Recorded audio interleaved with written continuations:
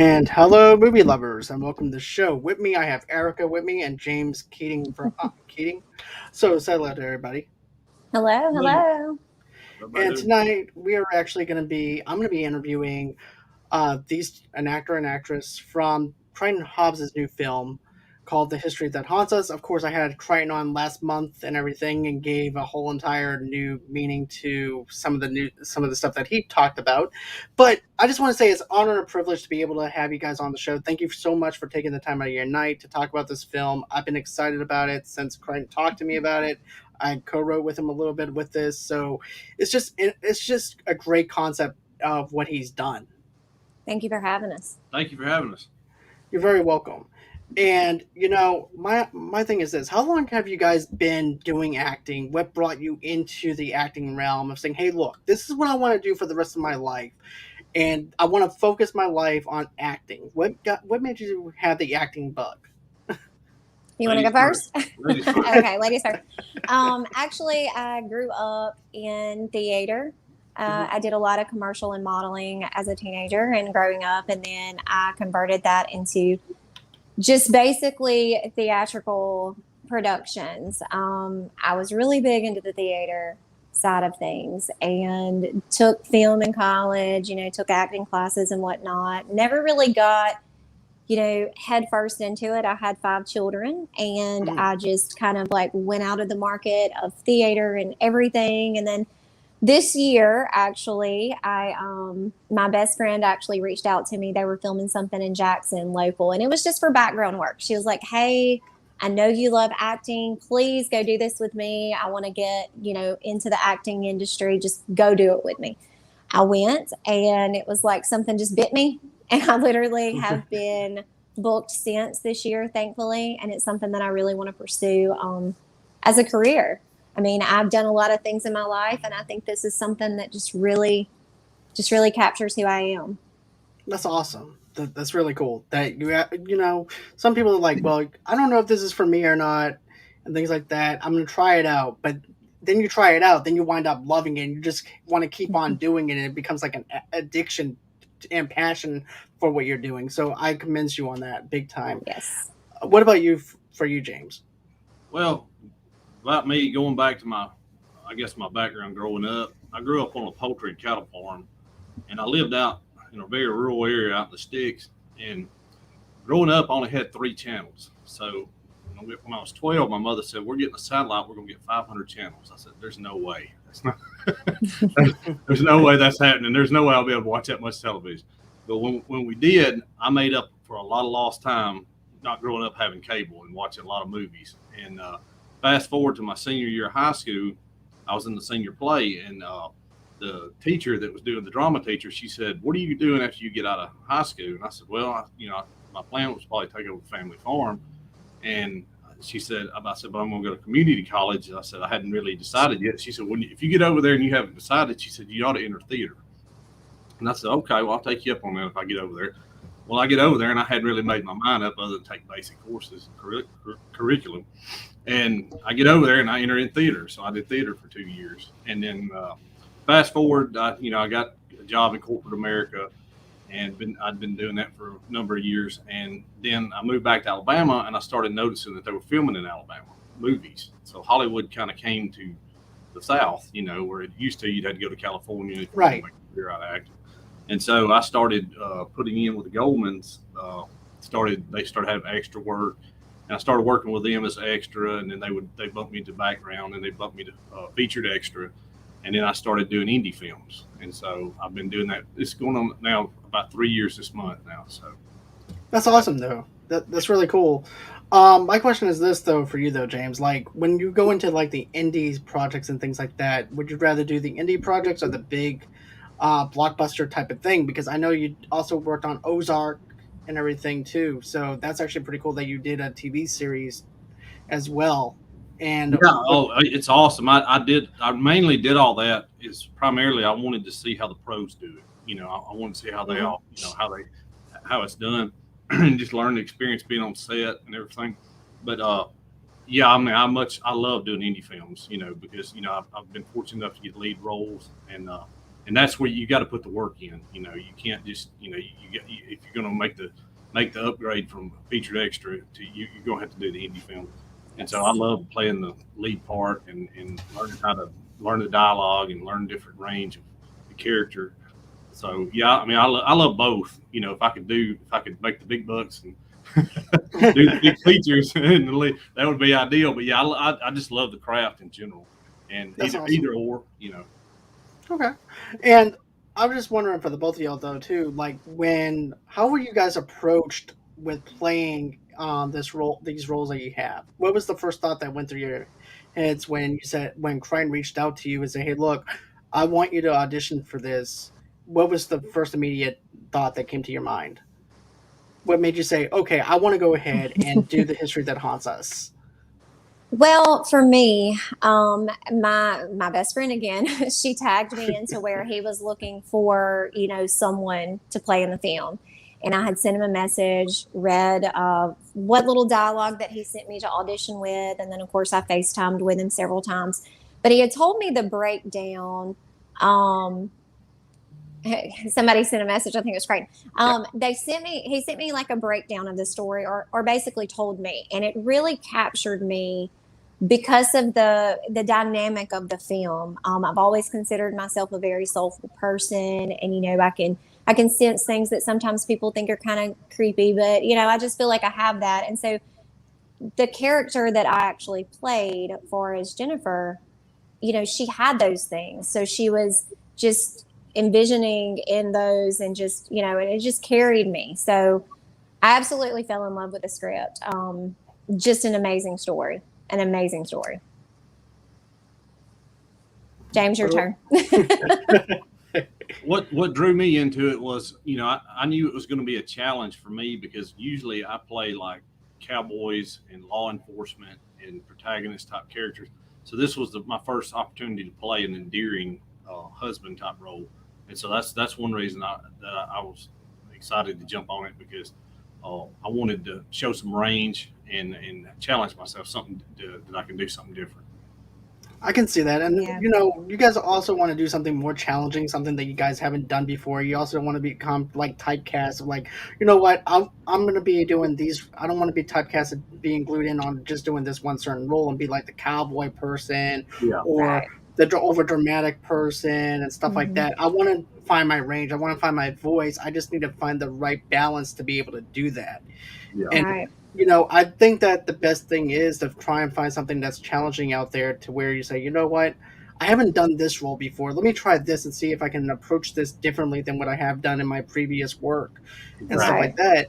that. And I definitely have to say, you guys did a lot of improv on the set based off of what Krynep has told me as well. Mm-hmm. And I liked how James comes in, and there was this is a bedroom scene, and you have to have the cross and stuff like that.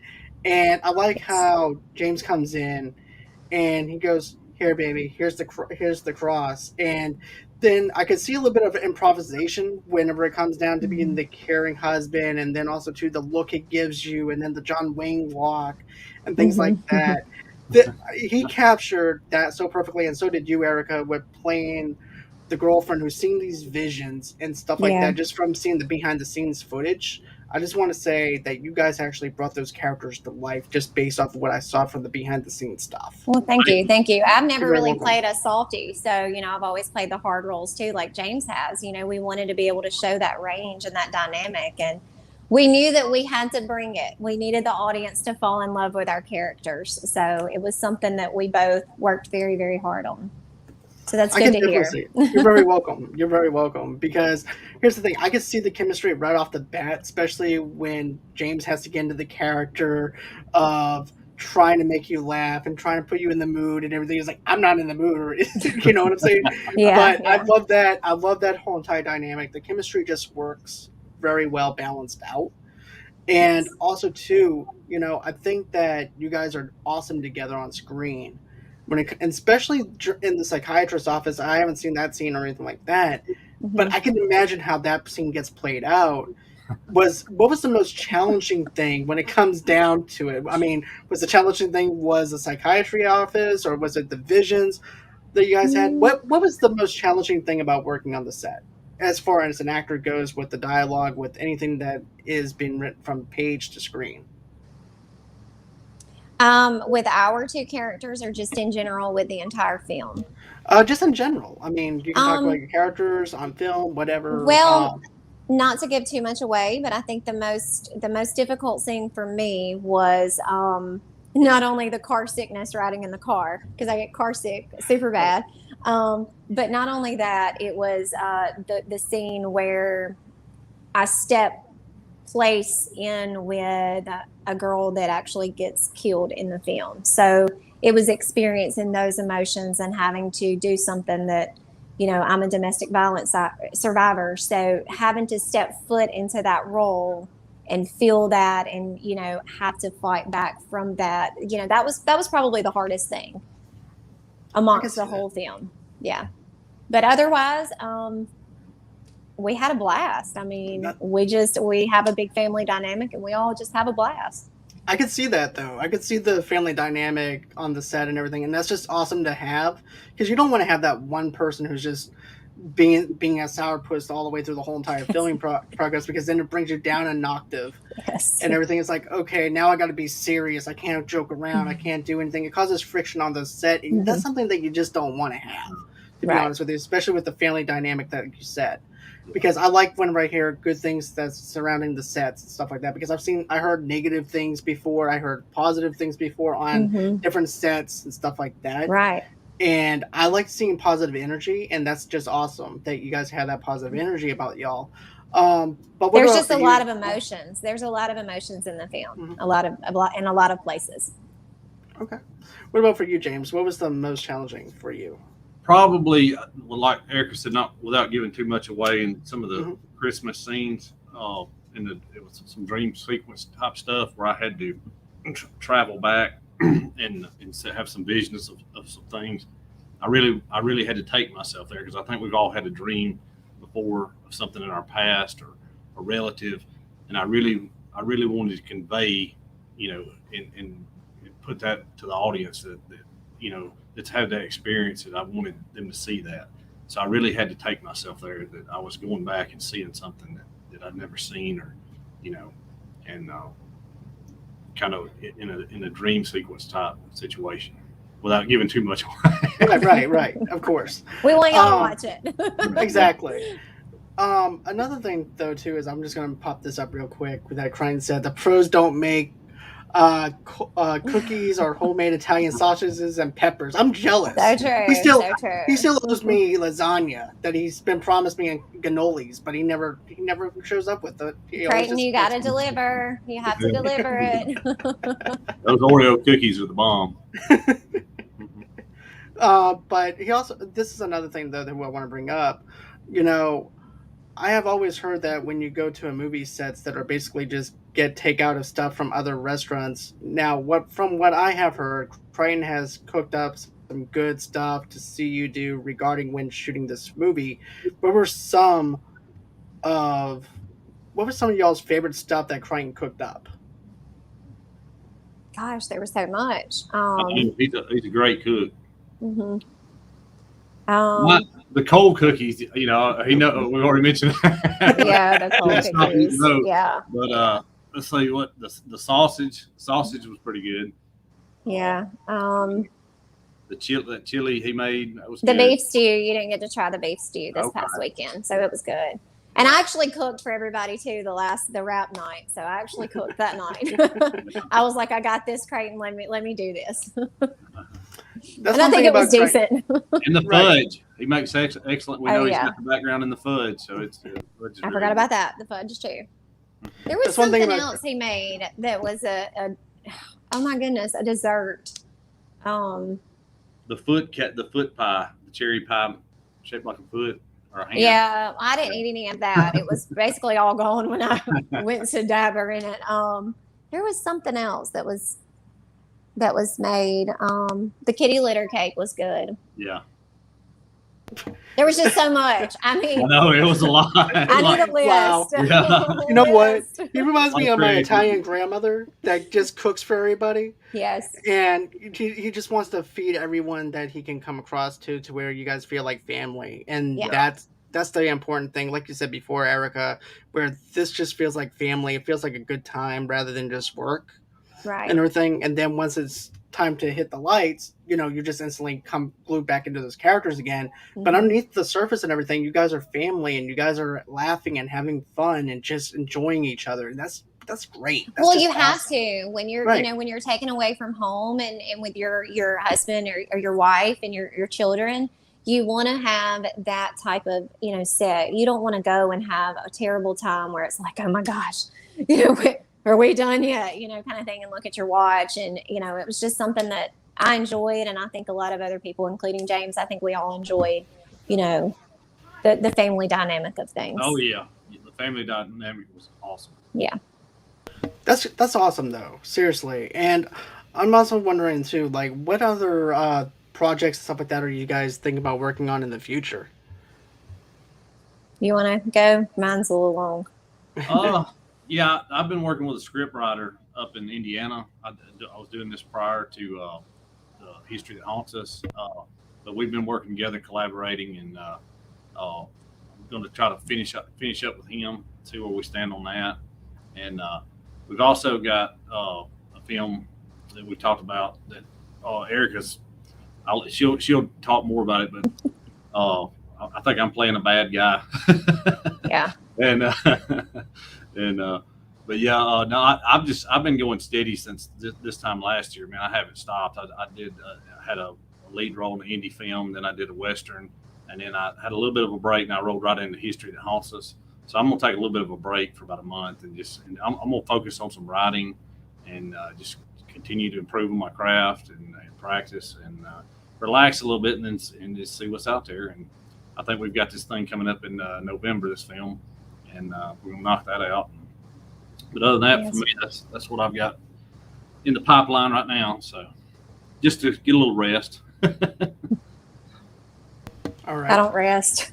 I don't rest. I have been cast in a new film, actually an indie film. Actually, no, I guess it's indie, but it's Christian based. It's Losing Hope, Finding Grace. And I was actually cast as the lead, Grace, and it's with Ryan Media. It's something that I'm excited about. I'm doing 1883, which is a spinoff of Yellowstone. Trying to think, doing the film. I can't release. I don't think he's released the name yet. That him and I are both in. He plays the bad guy, kind of a hostage situation. Trying to think what else. There's a few other things. And of course, we're discussing co-writing something that is, based on a true story. So that James and I are actually, kind of working on. Okay. That we've been That's working pretty on cool. a while. So yeah, we want to do something, a short film, and just kind of put it out there and see what it does. That's pretty cool though that you guys Yeah. want to work together and stuff like that. See what you guys come up with. How long have you guys known each other? I'm just wondering. I mean, was this the first time that you guys worked together, or was this other projects that you guys worked each other on? We knew each other a little bit before the history that haunts us, but this is the first time we've worked together on something. Mhm. Yes. Yeah, she worked the western I did with Joey Treywick. She had worked with Joey in the movie Time, and where she played the detective. So we kind of knew each other from back through Joey. Yeah. But Okay. And my question for the both of y'all though too is, how did you guys manage to find the voices for these characters? How did you get to dive in to give them their voices, the characteristics of what they are? I read the script about 50 times and really dissected it. And it was something that when we got on set and we just kind of sit down and we just talked and we were like, hey, look, we've got to bring them to life. We're playing characters that have been high school sweethearts and they're married and they're trying to start. I'm not going to say too much more, but stop me right there. Okay. So we're trying to, we have to make you fall in love with us. And so we really have to bring it, I think just dissecting it for me, I'm not sure. What about you, James? I just because my character was a rural character, it was pretty close to home for me. It was just a main dissecting, the story, and I just mainly tried to go there, and get into the side, inside of Brian's head and what he'd went through, and just try to convey that on the screen the best I could because I've got the rural part down. You can hear how I sound. Right, exactly. How I look. So that I had the look down and the sound down. It was just a matter of taking personal experiences, growing up, things like that, and conveying that on screen the best I could. Okay. That's just something I was always curious about, like when it comes down to getting certain roles and actors and actresses finding their voice for those characters and things like that. I always find that interesting on how actors and actresses gives them those voices that we have and know and we love from watching Mm-hmm. them on the big screen and stuff like that. So that's something that I really always find really really interesting.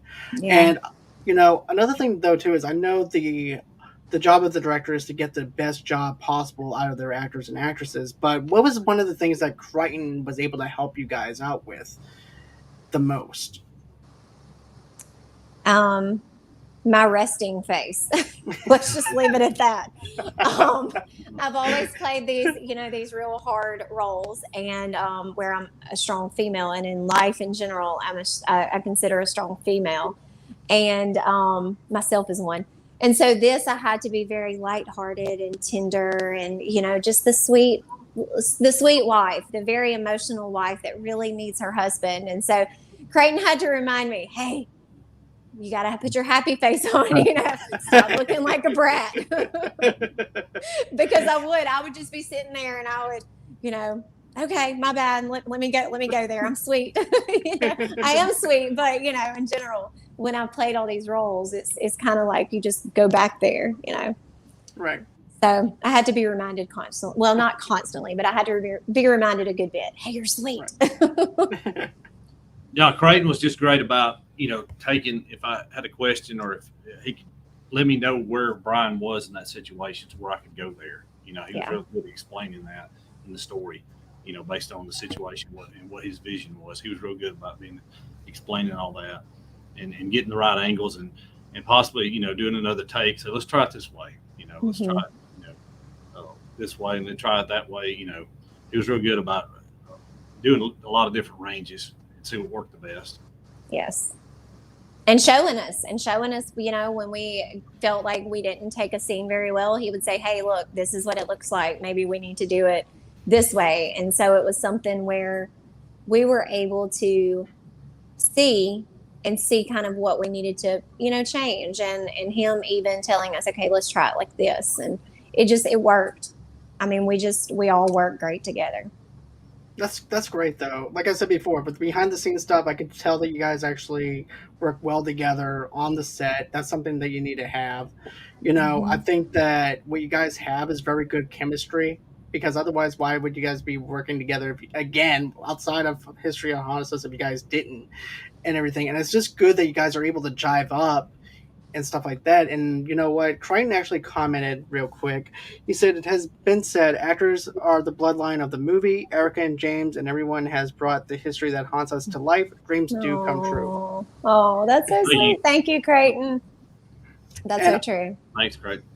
and you know what, Erica? You kind of remind me of myself, though, in a sense, because here's the thing. I'm always continually working. I never Uh-huh. slow down at all, no matter what people tell me to do. They say, hey, you need to take a break. Okay, I will. Next thing you know, when I see this news story that breaks out and everything, I'm like, and I turn into that guy that's smoking the cigarette and looking at someone like, and I'm like, Yep. I need to do this, and Mm-hmm. then I get in trouble. But Yep. but Yeah, I was supposed to be resting today and I didn't really rest. So yeah, I'll pay for it later. right, but no, but still, I would just want to say this. I mean, you guys have a very good special talent when it comes down to acting and visualization. And speaking of which, I was just wondering though too, like, was there any improvisation or anything like that when you were working on this film or anything like that that you tried out that you felt like, okay, it didn't work this way, let me go try it this way, kind of situation? Absolutely. Yeah. Okay. Absolutely. Yeah. But you know what though? I think that you guys are gonna knock this thing out of the park. To be honest with you, especially as much stuff as Crichton has put into this, and y'all put this hard work into it, I'm excited to see the final product. To be honest Me with too. you, and I'm excited to see a 6-minute clip this weekend. Yeah. yeah, you guys are actually going to be part of that horror con, and I'm actually happy that you guys got a chance to be at this horror con to be able to promote the history that haunts us. Speaking of which, tell everybody where that horror con is going to be at, so the way if they are there, they can go on ahead and you can give them all the details that you need for that. It's in Mobile.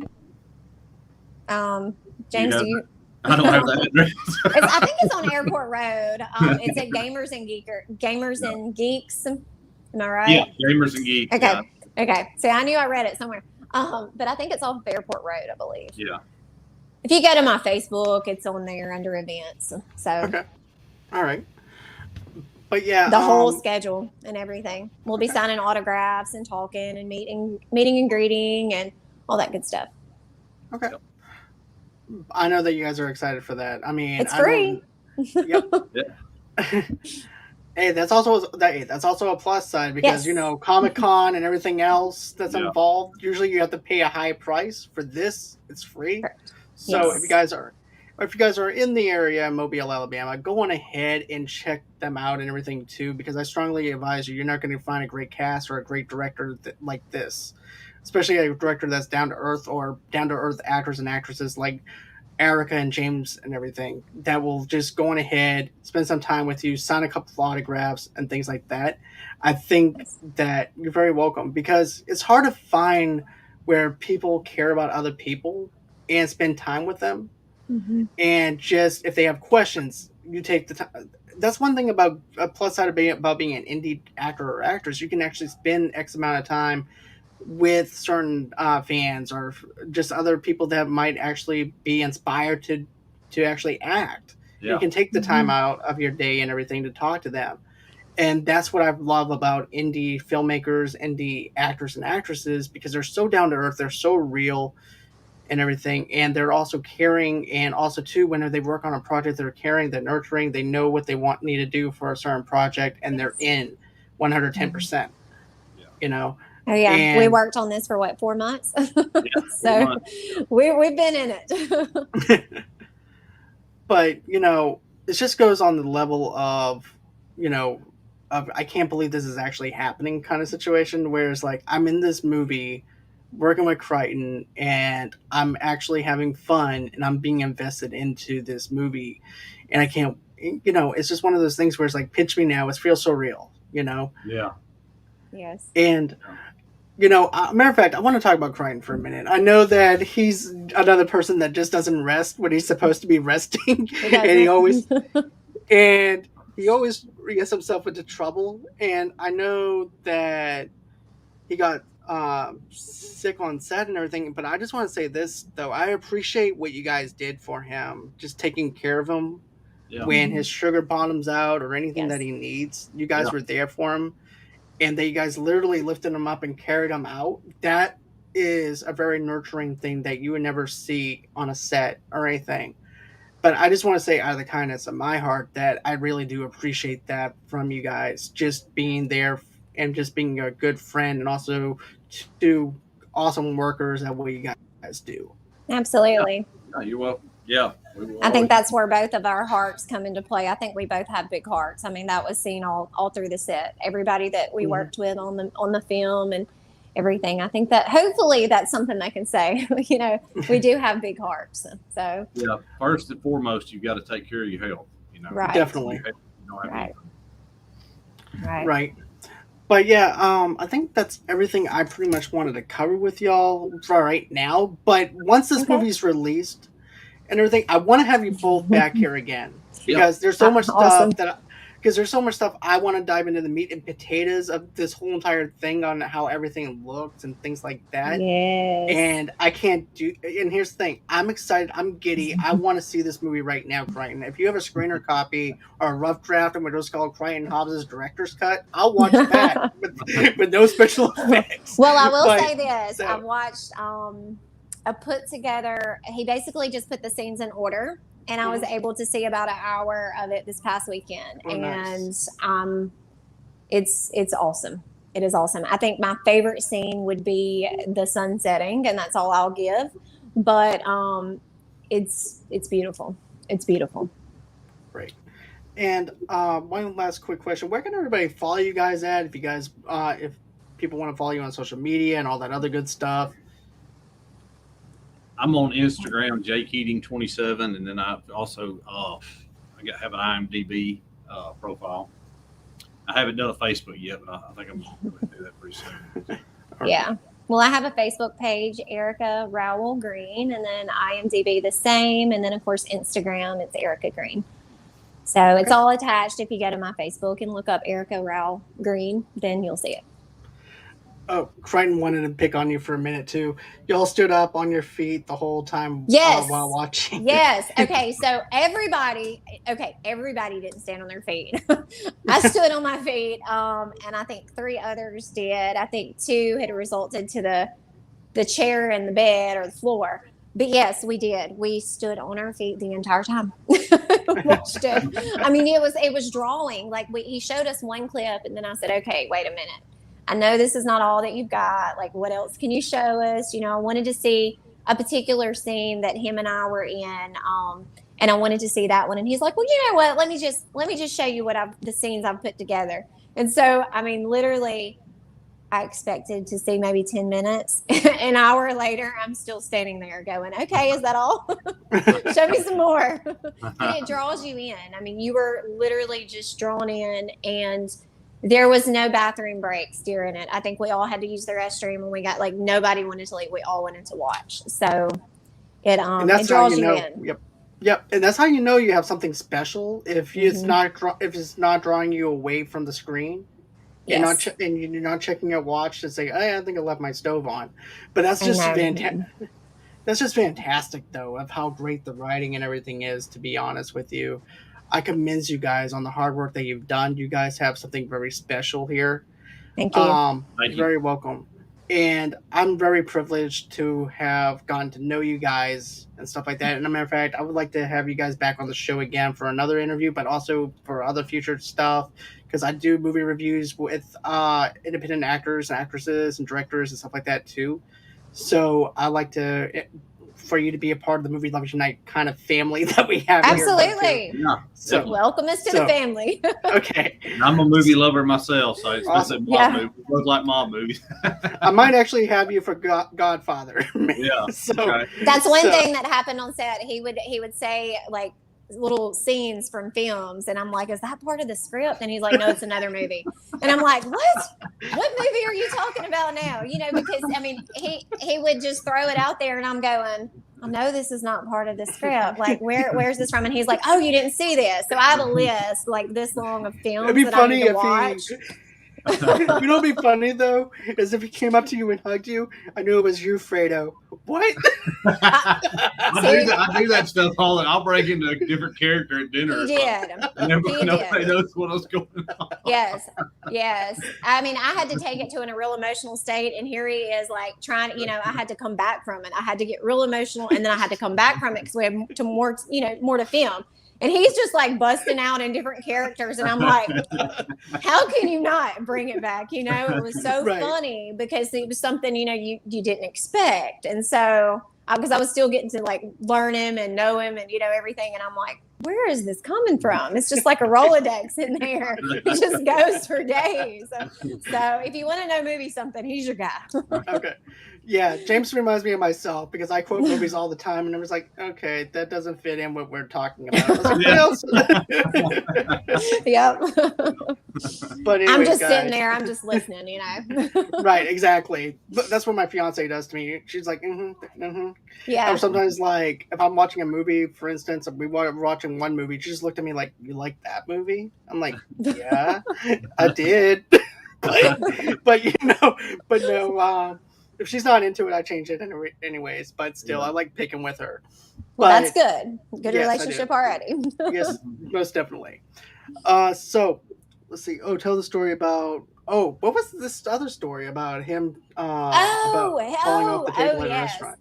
So we were filming in the restaurant, and he had maneuvered on this table, And of course, it was on my side. James is on this side of me, and then we have another actor across from me, across from us. And he's sitting on this table trying to get the scene from way back. And the table starts to lean. And I'm thinking one of the guys that are helping is going to get him. Well, he does, but he does midway. So he catches his pullover. I'm trying to catch the table and the chair, and then another actor's running trying to catch his feet. And I mean, it just bottom up. The whole table just tilts us. Just goes right over. Yeah. So all we could think about was him going through the window, because there's a window right there. So we've had some interesting moments, needless to say. Close calls. Yes. It was a fun moment, though. Not for Creighton, but he laughed. Uh-oh, can't hear you, John. You know what? There you go. He should just go on ahead and do his own just say he does his own stunts, like falling. Yes. Because that's what I tell. I'm a stunt man. I just do all my own stunts. I just fall all over the place. Yeah. Yes. But that's just fantastic. I'm happy to hear that you guys are awesome together. Crichton's a great director. You guys are definitely in good hands when it comes down to Crichton and stuff like that. But anyways, that's gonna be it as far as the show goes and stuff like that. But guys, tune in tomorrow night at 8 o'clock Central Time, 9 o'clock Eastern, 6 o'clock Pacific Time. Me and Joshua Rayner from A Merc with a Movie blog, we're going to be reviewing the 1990s It, part of Scream on Screen. Oh, yeah. Yep. Yes, that movie gave me nightmares as a kid. I loved it. I loved it. Not so much as an adult. It wasn't as scary once you grow up, but when you go back and watch it, but as a kid, and it was scary. It was definitely horrifying. It definitely gives you a new meaning of trying not to use the bathroom. It didn't scare me as a kid. It was pretty scary. Well, I came home today and 3 of my children are watching Chucky. So in my living room, I was like, "What are you doing?" And they're watching Chucky. So they're like me. Scary movies don't scare them. So let's see. But yeah, scary movies don't really scare me as much as they used to, or anything like that. It's hard to find a very good one. I guess it's because I'm an adult now and nothing really scares me that much. But Yeah. Well, this is a psychological thriller that has a bunch of horror mixed in with it. So this is going to be something that messes with your mind a little bit as you're watching it. It's not going to be all set in stone where you can actually watch it once and get it. You're going to have to watch it a few times. Yeah. You see, that's the thing I like. I like being able to use my imagination and speculate on certain things and make myself go back and rewatch it again, because that's the wonderful thing about a director, to be able to make us use our imaginations. Yeah. Yes. And that's what I feel like is missing today. You have to watch it several times to try to grasp everything that went on in it every time, So. Right.